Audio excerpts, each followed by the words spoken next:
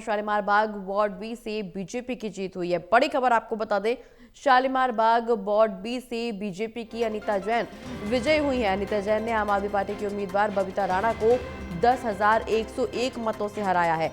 इसके अलावा दिल्ली चांदनी चौक वार्ड से बीजेपी के उम्मीदवार जीत चुके हैं। चांदनी चौक से बीजेपी के उम्मीदवार सुमन गुप्ता जीती है। तो बड़ी खबर आपको बता दें, बीजेपी जीत की ओर आगे बढ़ती हुई नजर आ सकती है। दरअसल कई ऐसी जगह जहां बीजेपी बढ़त बनाए हुए है, कई ऐसी जगह जहां जिन वार्डों में बीजेपी ने जीत हासिल कर ली है।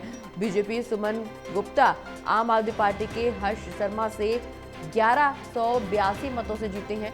वहीं दक्षिणपुरी वार्ड से आम आदमी पार्टी की जीत हुई है। दक्षिणपुरी वार्ड आम आदमी पार्टी के राम स्वरूप कनौजिया ने वहां पर जीत हासिल की है। तो बड़ी खबर, जहां एमसीडी में 12 सीटों पर उपचुनाव हुए और इसमें से लगभग 11 के नतीजे सामने आ चुके हैं, जिसमें से 7 बीजेपी 7 सीट पर आगे बढ़त बनाए हुए हैं। वहीं 2 सीटों पर आम आदमी पार्टी, 3 सीटों पर कांग्रेस और 1 सीट पर अन्य का दबदबा कायम है।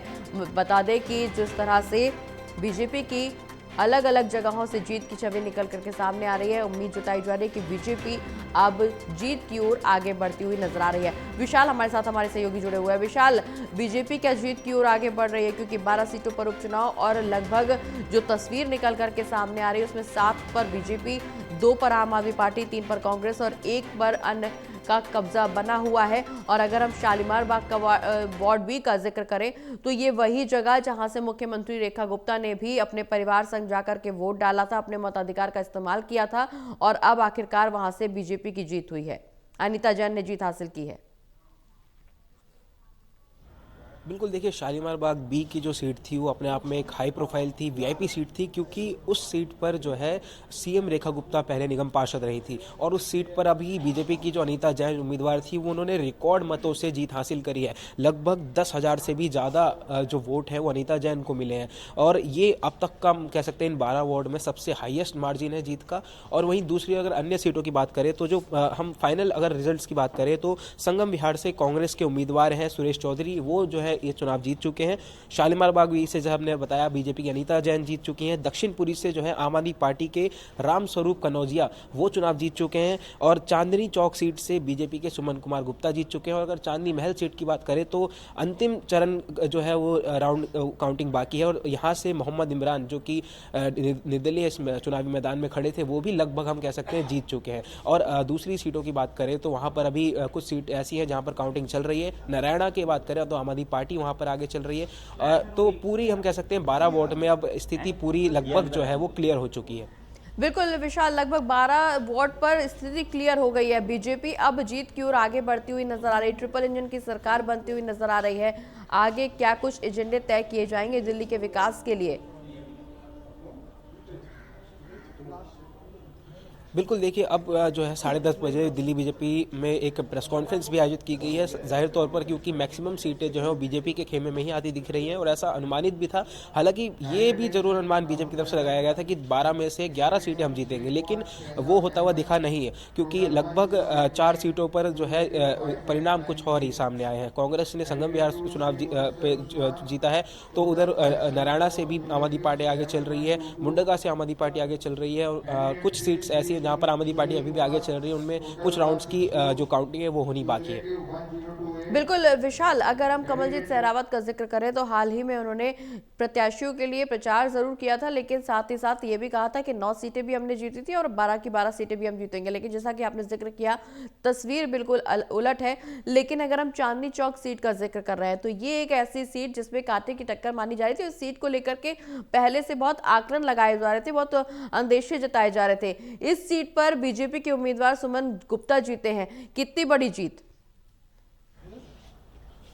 बिल्कुल, देखिए ये बीजेपी के लिए भी काफ़ी शौकीन है क्योंकि एक चांदनी चौक सीट पर बीजेपी के पार्षद बन चुके हैं। अगर पुराने पैटर्न की बात करें तो अब तक चांदनी चौक चाहे विधानसभा हो या फिर जो नगर निगम हो, दोनों में आम आदमी पार्टी का ही दबदबा रहा है। लेकिन इस बार सुमन कुमार गुप्ता जो कि बीजेपी के पुराने भी नेता रहे हैं, उस सीट से पहले भी चुनाव जीत चुके हैं, वो अब जो है इसमें उन्होंने जीत हासिल करी है। तो एक हम कह सकते हैं पार्टी के लिए एक अलग प्रकार का यहाँ पर जो है चांदनी चौक में अब एक नया रास्ता खुला है। बिल्कुल, दक्षिणपुरी वार्ड का जिक्र करें विशाल, तो यहाँ पर आम आदमी पार्टी ने अपना दबदबा कायम रखा है। तो ऐसे में क्या यहाँ पर खामी रही जो अभी एक बार फिर से आम आदमी पार्टी पर ही भरोसा जताया गया, बीजेपी को यहाँ से मात खानी पड़ी?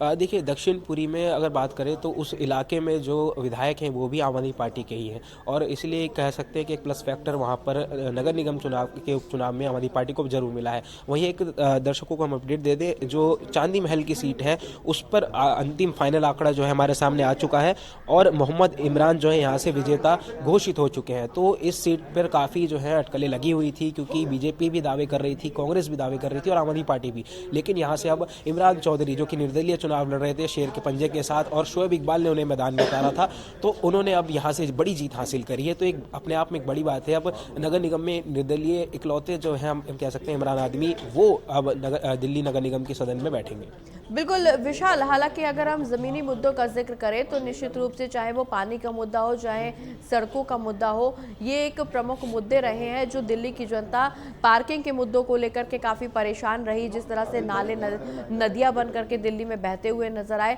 लोग जब वोट करने पहुंचे थे तो इन मुद्दों को प्रमुखता से उठाया था। कई ऐसी जगह जहां पर अब बीजेपी की सत्ता बनती हुई नजर आ रही, कुल मिलाकर के ट्रिपल इंजन की सरकार हो जाएगी। तो क्या अब ये मान करके चले कि दिल्ली की स्थानीय जनता को स्थानीय मुद्दों से जो समस्याएं हो रही थी उससे निजात मिलने की संभावना है? देखिए, क्योंकि ये जो चुनाव के परिणाम है काफ़ी बैलेंस्ड है और काफ़ी मिक्स्ड है। कुछ सीटों पर बीजेपी ने अपनी अच्छी खासी जीत हासिल करी, लेकिन कुछ सीट पर जो अनुमान लगाया जा रहा था कि बीजेपी हारेगी, उन पर भी बीजेपी ने जीत हासिल करी है, जिस तरह जैसे कि चांदनी चौक सीट है। तो अब कह सकते हैं कि नगर निगम में जब ये सभी प्रतिनिधि जो कि नए चुनकर जाएंगे, तो दिल्ली की जनता के हित के लिए ज़रूर यहाँ पर काम किया जाएगा। अभी 12 सीटें खाली थी, क्योंकि जो इन 12 सीटों पर कुछ या तो विधायक बन चुके थे या कुछ सांसद बन चुके थे, तो उन्हीं की सीट पर उन वैकेंसी जो खाली थी उनको भरने के लिए नगर निगम के चुनाव हुए, और अब जो है ये अंतिम आंकड़े आ चुके हैं। तो दिल्ली में ये जो अग्नि परीक्षा थी बीजेपी की नगर निगम के उपचुनाव, इसमें हम कह सकते हैं कहीं ना कहीं बीजेपी सफल हो चुकी है। और साथ ही साथ जो संगम विहार सीट, जो सबसे हाई प्रोफाइल सीट मानी जा रही थी, क्योंकि मुख्यमंत्री रेखा गुप्ता उस सीट से जो है पहले निगम पार्षद रही है, उस सीट पर तो बीजेपी ने रिकॉर्ड तोड़ दिया है, और 10,000 वोटों से जो है वहाँ पर जो प्रत्याशी थी अनीता जैन बीजेपी की, उन्होंने जीत हासिल करी है।